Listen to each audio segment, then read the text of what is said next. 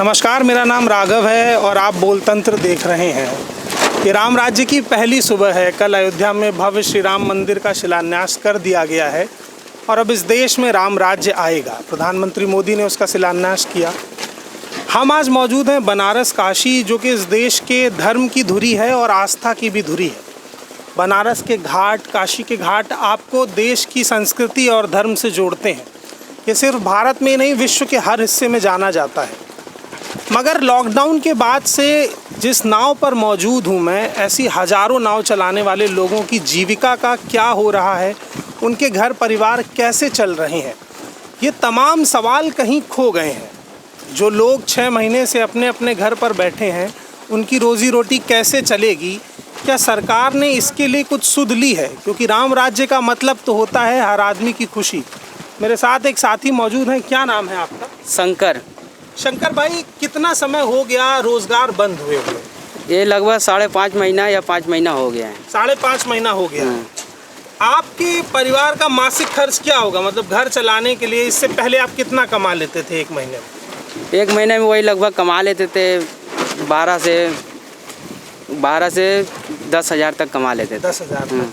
अभी जब से काम बंद है तब से कितनी कमाई हो रही है? 1 रुपये कमाई नहीं हो रहा है। 1 रुपये का कमाई नहीं हो रहा है। घर में कितने लोग हैं? 5 लोग हैं। तो कैसे, जब 4 महीने से कमाई नहीं हो रही है, कैसे जीवन चल रहा है? क्या समस्याएं आ रही हैं? खुल के बताइए, क्योंकि अब इस देश में राम मंदिर बन गया है। बनारस देश के धर्म की आस्था का प्रतीक है। तो अपना कोई संदेश दीजिए ताकि आपके तमाम भाई जो नाव चलाते हैं उनके बारे में सरकार कुछ सोचे। अरे सरकार आके देखे तो पहले भला कि यहाँ पे किसको कमी है, क्या कमी है, उनसे पूछे तो भला, तो पता चले कि हाँ अभी यहाँ पे कमाई नहीं हो रहा है, तो उनके घर घर में जाके क्या प्रॉब्लम है क्या नहीं, उनको आके देखना चाहिए ना।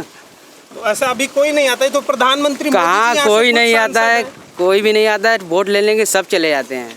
ऐसे कोई नहीं आता है। वोट लेने के लिए सब आते हैं? सब चले जाते हैं। अच्छा, कोई सरकारी आदमी? बीजेपी तो बोलती है कि जैसे वो यहाँ पर बनारस तो बहुत ज़्यादा प्यार करती है। आप जानते हैं बीजेपी धर्म के लिए देश की राजनीति में उसका अहम योगदान है। तो अभी तक आपके पास कोई सरकारी मदद आई, कुछ ऐसा आया है क्या? मेरे पास तो कुछ नहीं आया है।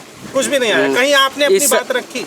इस समय देखिए, हर कोई कंट्रोल में जाकर अपना जो चलता है कंट्रोल में मिलता है, वैसे से चला रहा है घर।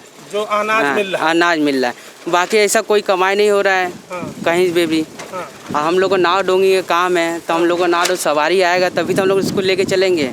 जब सवारी नहीं आएगा तो कहाँ चले? लॉकडाउन चल रहा है, बोल रहा है, बाहर का कोई लोग ही नहीं आ रहा है। ये बात तो इक्का दुक्का आ रहे, इतने लोग कमाने वाले, तो एक आदमी कमाएगा, 10 आदमी बैठा रहेगा तो कैसे चलेगा? जायज़ सवाल है। ठीक है। आपका क्या नाम है दोस्त? लक्ष्मण नाम। लक्ष्मण भाई, आपका नाम तो बड़ा सुंदर है। राम के छोटे भाई का भी यही नाम था। और कैसा लग रहा है, पहले आपको बताइए। आपका नाम लक्ष्मण है तो आपसे सवाल बनता है, राम भगवान का मंदिर बन गया है, शिलान्यास हो गया, कि कितनी खुशी हुई, कैसा लग रहा है इस बारे में? बहुत अच्छा लग रहा है। बहुत अच्छा लग रहा है। बहुत अच्छा है। हमारे राम मंदिर बनते ही जो है लोग की चर्चाएं, खुशियों से धूम उठी है। अच्छा, किसकी वजह से मंदिर बना है, क्या लगता है? मोदी जी की वजह से। मोदी जी की वजह से बना जी। है। तो इसके लिए बधाई आपको बहुत बहुत। लेकिन अब सवाल दूसरा है कि आप भी नाव चलाते हैं जी, यही आपकी रोजी रोटी है जी। क्या सरकार ने आपकी मदद की है अभी तक किसी भी तरह से? नहीं, बस मदद की है, वो अनाज के लिए मदद की है और बाकी चीज़ों के लिए कोई मदद नहीं की है हम लोग के लिए। कितने समय से काम बंद है आपका? कम से कम 5-6 महीने से। 5 महीने से कम से कम। 6 महीने 5 महीने लंबा समय होता है। हम आम लोग जो शहरों में रहते हैं, हमको पता है कि कितनी समस्याएं होती हैं। मसलन आप मान लीजिए कि किसी घर की EMI भी जा रही होती है, किस्तें होती हैं, किसी के घर में बच्चे स्कूल में पढ़ रहे होते हैं, उनकी फ़ीस जानी होती है, बीमारी बेजारी होती है, कई तरीके की समस्याएं होती हैं। एक मासिक और जो दैनिक खर्च होता है एक आम आदमी का, जब वो सर्वाइवल के खतरे में पड़ जाता है तो क्या सिर्फ अनाज से जीवन चल सकता है? ये तमाम बड़े सवाल हैं जो अयोध्या पहुँचे PM मोदी को सुनने चाहिए थे, क्योंकि वो वाराणसी से सांसद भी हैं। ये 3 भाई मेरे साथ मौजूद हैं, लेकिन ऐसे 200-300 भाई अभी और होंगे जिनकी यही समस्या होगी। उनकी समस्या की आवाज़ कौन उठाएगा? बड़े बड़े मीडिया चैनल तो राम मंदिर का लाइव प्रसारण दिखा रहे थे, लेकिन इन तक कौन पहुंचेगा? इसीलिए मैं आपको बार बार कहता हूं कि मेन स्ट्रीम मीडिया आपको चमक धमक दिखाता है, लेकिन जो असलियत है, इस देश के आम आदमी की समस्या है, वो आप तक कैसे पहुंचेगी? आपका क्या नाम है दोस्त? थोड़ा आगे आइए। प्रदीप, क्या आप क्या करते हैं? प्रदीप, थोड़ा पास आइए तो आराम से बात हो, समझ में आए आपके क्या मुद्दे हैं। बिल्कुल आया जाएगा। प्रदीप भाई, आप ये बताइए कि आप भी यहाँ नाव चलाते हैं जी। कितने महीने से काम बंद है? लगभग 5 महीने से काम बंद है। इस बीच क्या क्या चीज़ें ऐसी आई जो बहुत बड़ी समस्या आई, वो तमाम चीज़ें बताइए ताकि सरकार को भी पता चले कि एक आम आदमी को क्या दिक्कत आ रही है। खुले मन से बताइए, प्रधानमंत्री मोदी को भी संदेश दीजिए क्योंकि वो यहाँ से सांसद है। जी जी जी, वो तो प्रधानमंत्री मोदी जी का ये संसदीय क्षेत्र है, ये मालूम सौभाग्य वाली बात है। लेकिन यहाँ पे जो है कि समस्याएं तो बहुत हैं। हर लोगों का अब जो है कि धीरे धीरे कम से कम जो है कि मालूम है, दुकानदारों का हल्का फुल्का जो है कि 4 दिन, हफ्ते में 4 दिन दुकान खुल रहा है, सभी का खुल रहा है, थोड़ा बहुत चल रहा है। लेकिन नाव वालों का तो जो है कि अभी कोई रोज़गार नहीं, कोई जब तक यात्री बाहर से नहीं आएंगे तब तक नाव वाले का जीवन जो है कि भरण पोषण हो नहीं सकता। और रह गई बात कि उनकी घर की समस्याएं बहुत हैं, कैसे चल रहा है कैसे नहीं। अब डाइट जो बढ़ रहा है, जो है कि राशन का होता है, राशन किट वो बढ़ रहा है, लेकिन जो है कि मालूम उससे भी जो है कि भरण पोषण नहीं हो पाता है। और भी समस्या होती है कि जो है कि साग सब्जी लेना है तो तेल लेना है, ये लेना है, तो पैसा रहेगा तभी ना लोग लेंगे, कैसे लेंगे। अब यहाँ से नावें गिनेंगे तो हज़ारों नाव हैं, लेकिन हज़ारों नाव के वजह से समझ लीजिए 1000 परिवार है तो नाव चलाने वाले, उनकी वजह से 10 लाख लोग बेरोजगार हैं इस समय बैठे हुए हैं। तो उनका पेट कैसे चलेगा। तरह तरह की समस्या, स्कूल का खर्च है, कितने तो बच्चे जो है कि मालूम इसमें स्कूल जाना बंद हो गया, जो है कि मालूम पैसा नहीं है तो स्कूल में जमा कैसे करेंगे, फीस जमा कैसे करेंगे, उनकी पढ़ाई का जो है कि बुक कैसे लेंगे, ऑनलाइन पढ़ाई हो रहा है। तो ये सब समस्या बहुत है। किसी का EMI बाकी है, किसी का जो है कि कुछ वगैरह वगैरह। अच्छा, जैसे ये नाव होती है जी, ये आपकी खुद की है, आप उनके काम करते, ऐसे भी लोग होंगे जो नाव पे काम करते होंगे? कह तो रहे हैं कि तो जैसे उनका तो परमानेंट बंद हो गया होगा रोजगार? सबका बंद है। जो बोट चलाने वाला है, जिसका बोट है वो भी बैठा हुआ है। जब बोट चलेगा ही नहीं तो जो है कि अपने वर्कर को वो पैसा कैसे देगा? वाजिब सवाल है। हाँ, तो चलेगा तभी ना। तो उसके पास तो इतना है भी कि नहीं जो है कि वो अपने परिवार का भरण पोषण कर सके। 1 महीने 2 महीने चलाएगा आदमी। हम लोगों का था 3 महीने 4 महीने का जो है कि 3 महीने का जो जमा पूंजी होती है 3 महीने का कंटिन्यू, आदमी भूखा तो नहीं रहता। जी जी, 3 महीने का कंटिन्यू हम लोग जो है कि क्या होता है कि मालूम में स्टॉक लेके चलते हैं, वो भी बाढ़ के सीज़न में। इस समय बाढ़ के सीज़न, अभी पानी तो आया नहीं, फिलहाल 1 महीने लेट है। तो क्या होता है कि उसमें ये होता है कि मालूम हम लोगों का ये होता है कि जो है कि हम लोग आगे का 3 महीने झेल लेंगे, बाढ़ फिर चली जाएगी, फिर रोज़गार हम लोग का चालू हो जाएगा। लेकिन इस समय 3 महीने वो भी चला गया, और फिर उसके बाद ये 5-6 महीने चल रहा है, तो उसका जो है कि मालूम है कैसे चलेगा। ये हम लोगों के बारे में सरकार को थोड़ी बहुत सोचनी चाहिए, क्योंकि ये संसदीय क्षेत्र मोदी जी का है। और प्लस जो है कि यहाँ पे कोई न नेता न परेता, कोई भी यहाँ पे जो है कि आने का साहस नहीं करता है कि जो है कि इनसे चलकर बात किया जाए, इनका परेशानी क्या है उनका हल किया जाए। कोई नेता नहीं आता, कोई भी नहीं। बीजेपी, कांग्रेस, तमाम जो भी आते हैं अपनी राजनीतिक वर्चस्व के लिए आते हैं कि हाँ आए, फ़ोटो खिंचवाएं, चले गए। लेकिन काम के आदमी कोई नहीं कि जो है कि आगे का कार्य आगे बढ़े। अच्छा, एक और सवाल कहा जाता है कि मोदी जी के आने के बाद जो बनारस है ये सुंदर हुआ है, इसके घाट सुंदर हुए हैं, नौका विहार की सुंदर व्यवस्थाएं हैं। तो मतलब ये इसमें कितनी सच्चाई है कि 2014 के बाद बनारस की सुंदरता और हालात बदले? ये देखिए, ये इसकी बात को लेकर कहेंगे तो ये तो हम कहेंगे कि बदलाव बहुत कुछ हुआ है। जहाँ पे बनारस में जो है कि गली गली में गंदगी रहती थी, घाट किनारे गंदगी रहती थी, लाइट कम रहती थी, तो लाइटिंग की व्यवस्था, गंदगी जो है कि मालूम पहले से बहुत कम हुआ। पहले से जो है कि क्या हुआ कि टूरिज़्म बढ़ा, जो है कि बहुत कुछ जो है कि यहाँ पे बदलाव हुआ। ये 5 साल दूसरी बार जो है इनका 2019 का जो है कि दूसरी बार वो हुआ। और 10 सालों के अंदर हम कह रहे हैं कि मालूम बहुत कुछ चेंज हुआ, जो हमने देखा नहीं था वो भी हो रहा है। अगर ये जो है कि आपदा नहीं आई होती तो भगवान की दया से जो है काशी नगरी और ही सुंदर हो जाती है। अच्छा, आपदा आई, 4, साढ़े 4, 5 महीने से समस्या है, आपको बड़ी खुशी है, मंदिर बना है, आपको खुशी, हमें भी खुशी है, क्योंकि हमारे भगवान जो है कि भाई ये हमारी हिंदुत्व की बात है। और इससे बढ़ के जो है कि सम्मान की बात क्या होगी कि जो है कि हमारे भगवान की एक अब वहाँ पर प्रतिमा बनाई जाएगी, और जो वहाँ पे भव्य मंदिर का निर्माण होगा।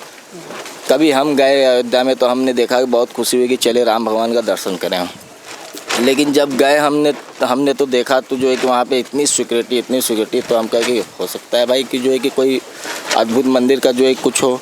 जब गए वहाँ से दूर से देखे कि ये भगवान हमारे टेंट में, तो उस दिन हमको बहुत खला कि क्या भगवान, हम लोग घर में रहते हैं, आप टेंट में। तो हमको बहुत कष्ट हुआ। लेकिन अब इस बात की खुशी है कि जो है कि मोदी जी की वजह से कि राम मंदिर बन रहा है, निर्माण हो जाए, भव्य निर्माण हो, ताकि हम लोग को जो है कि मालूम हम लोग के भगवान हैं, हिंदुत्व की बात है, तो इससे बढ़ के खुशी की बात नहीं हो सकती। हिंदुत्व का मतलब क्या है? अगर जैसे कोई बाहर से आता है, कोई विदेशी आता है और वो आपसे पूछे कि हिंदुत्व क्या है, तो उसकी क्या परिभाषा क्या बताई जा सकती है? नहीं, देखिए, कोई बाहर से आता है तो उसको हम लोग अपने कल्चर के बारे में बताते हैं कि जो है कि हिंदू धर्म में मालूम ऐसे ऐसे पूजा होता है, ऐसे ऐसे वो होता है, ऐसे ऐसे रीतियाँ होती हैं, ऐसे ऐसे त्यौहार मनते हैं। तो ये हिंदू धर्म की परिभाषा है। ये पूजा पाठ की परिभाषा हो गई। मतलब मैं आपसे पूछ रहा हूँ कि जब जैसे कोई पूछता है कि हिंदुत्व क्या है, हिंदू धर्म क्या है, तो हम उसको क्या एक परिभाषा बता सकते हैं आपके नज़रिए से? कि कोई पूछे हिंदुत्व क्या है, तो कुछ ऐसी परिभाषा बताइए जिससे हमारी एक पहचान जाए कि हिंदू धर्म के लोगों की संस्कृति कैसी होती है, आत्मीयता कैसी होती है, हम कैसे सबको स्वीकार लेते, क्या खासियत है हम में, दूसरों से हम अलग कैसे हैं? देखिए, हिंदू धर्म में यही है कि जो है कि जितने भी फेमस अगर माने तो जो है कि आज विदेश से जो है कि जितने भी लोग आए, राष्ट्रपति आए, डोनाल्ड ट्रंप आए, मतलब बहुत लोग आए, लेकिन यहाँ पे जो है कि उन्होंने क्या देखा, यहाँ पे देखा कि इतनी शांति और एक दूसरे से जो है कि मालूम है लोगों का मिलन, और यहाँ पे इतनी जो है कि मालूम है यहाँ पे खुशियाँ हैं। आपस में अगर से कोई तकलीफ़ होता है तो मिल बांट कर हम लोग बांटते हैं आपस में, यही हिंदुत्व है। अच्छा, कभी कभी जैसे बड़े बड़े नेता लोग ऐसा कुछ कड़वा बोल देते हैं जिसमें भाई लोग नाराज़ हो जाते हैं, तो उनको भी कुछ मैसेज दीजिए कि हिंदुत्व का मतलब तो प्यार और भाईचारा है, तो उनको कड़वा बोलना चाहिए कि नहीं बोलना चाहिए? नहीं बोलना चाहिए। और यही भाषा सिखाना चाहिए कि भाईचारे से हर आदमी जो है एक दूसरे को मदद करें, बात करें, मिले एक दूसरे की, कभी किसी की बुराई ना करें। हाँ, कभी किसी की बुराई ना करें, यही हिंदुत्व है। ये पहली बार मैं हिंदुत्व की ये परिभाषा जो आपको पिछले 2 साल से समझाने की कोशिश कर रहा हूँ कि हिंदुत्व का मतलब ही यही है कि कोई किसी की बुराई ना करे, जो जैसा है उसको वैसा स्वीकारे, क्योंकि राम का मतलब ही आस्था और आत्मीयता है। एक आखिरी सवाल के साथ मैं एक अपनी चीज़ों को ख़त्म करूँगा। इंटरनेट पे एक तस्वीर बहुत वायरल हुई कल की, भगवान राम को उंगली पकड़कर मोदी जी लेकर जा रहे हैं। एक तस्वीर आपने देखी होगी, राम जी उसमें छोटे से हैं, मोदी जी बड़े से हैं, और राम के बाल स्वरूप को वो लेकर जा रहे हैं। उस चित्र पर काफ़ी सवाल उठे कि राम के अस्तित्व को मोदी से छोटा कैसे स्वीकारा जा सकता है। राम तो राम है, वो मर्यादा पुरुषोत्तम है। तो अगर वो चित्र आपको देखें, आप वो चित्र, तो आपकी क्या राय है कि राम मोदी से छोटे हो सकते हैं क्या? ये तो जो है कि भगवान, उनको तो भगवान मान रहे हैं ना, वो भगवान को उंगली पकड़ के लेकर जा रही है। कोई तुलना करने वाली बात नहीं है कि जो है कि वो बड़े हैं वो छोटे हैं, वो तो स्वयं भगवान है, उनसे कौन तुलना कर सकता है। लेकिन जिस चित्रकार ने वो चित्र बनाया, जैसे हमने बचपन से पढ़ा है कि हम मुश्किल समय में होते हैं तो माता पिता सिखाते हैं कि भगवान की उंगली पकड़कर चले जाओ, सब समस्याएं हल हो जाएंगी। तो अगर भगवान को किसी इंसान की उंगली पकड़ना पड़े तो या ये भगवान के अस्तित्व पे सवाल, ये एकदम सिंपल सवाल है, इसमें आप मोदी जी की गलती नहीं है, वो तो राम मंदिर बनवा रहे हैं। क्या उस चित्रकार ने जो चित्र बनाया वो सही है या गलत? देखिए, आज जो है कि आज के डेट में जो है कि एडिटिंग बहुत किया जाता है, बहुत कुछ की जाती है, लेकिन क्या है कि जो है कि बना दिया, अब कोई ऊंच नीच जो भी बनाता है, लेकिन उसको हम राम भक्त तो नहीं स्वीकार सकता उसे, मतलब मोदी से छोटा हम राम को देख सकते हैं कभी? मोदी से छोटा राम को तो कोई न देखेगा, न जो है कि देख पाएगा, न मोदी खुद ही नहीं देख पाएंगे कि जो है कि वो राम से जो है कि बड़े हो। हाँ। वो तो आस्था है कि उनका जो है कि मालूम है लोग बना दिए हैं, लेकिन हाँ। ऐसी कोई बात नहीं है। ये सोच की बात है, सोच के अंतरात्मा की फ़र्क है, और कोई बात है नहीं भैया। तो फिलहाल मोटे तौर पर ये तो वो सवाल थे जो राम मंदिर के बाद किए जाने थे। आम आदमी से पूछना चाहिए कि वो भगवान में कितनी आस्था रखता है और प्रधानमंत्री के प्रति उसका प्रेम कैसा है। लेकिन जो मूल बात थी वो यही थी कि ये 3 भाई हैं मेरे साथ, इनका नाम लक्ष्मण है, आपका नाम क्या है? प्रदीप। आपका नाम प्रदीप है, आपका शंकर। शंकर जी भी हमारे साथ हैं, लक्ष्मण भाई भी हैं, प्रदीप भाई भी हैं। ये तीनों लोग नाव चलाते हैं और पिछले 6 महीने से इनका परिवार जिस समस्या से जूझ रहा है, शायद हम और आप वो दर्द नहीं समझ सकते हैं। ये अपने ज़बान से जो बातें कह सकते हैं उसके पीछे का जो दर्द है ये खुद भी नहीं बता सकते हैं। जब आर्थिक स्थिति कमज़ोर हो और बच्चा स्कूल ना जा पाए तो एक बाप कैसा महसूस करता है ये आपको खुद समझना होगा। सरकार से ये मांग करनी होगी कि यहाँ जो लाखों लोग इस समस्या से जूझ रहे हैं रोज़गार की, उनके लिए कुछ ऐसी व्यवस्था की जाए ताकि उनके परिवार में खाने का और सर्वाइवल की समस्या ना खड़ी हो। जिम्मेदारी हमारी और आपकी है और राम राज्य की भी है, क्योंकि राम राज्य में हर आदमी की खुशी देखी जाती है। अगर इस देश के राम राज्य में शंकर भाई खुश ना रह पाए तो प्रधानमंत्री मोदी की नेतागिरी और राम राज्य का ये कॉन्सेप्ट दोनों ही खराब जाएगा। तो अपने तमाम भाइयों की जिनकी रोज़गार की समस्या है उसको बचाइए, उनकी कैसे भी मदद कीजिए, यही असली राम राज्य है। और तब तक बोलतंत्र से जुड़े रहिए, हमारे चैनल को सब्सक्राइब कीजिए और हमें बताइए कि अपने इन भाइयों की मदद कैसे की जा सकती है। धन्यवाद।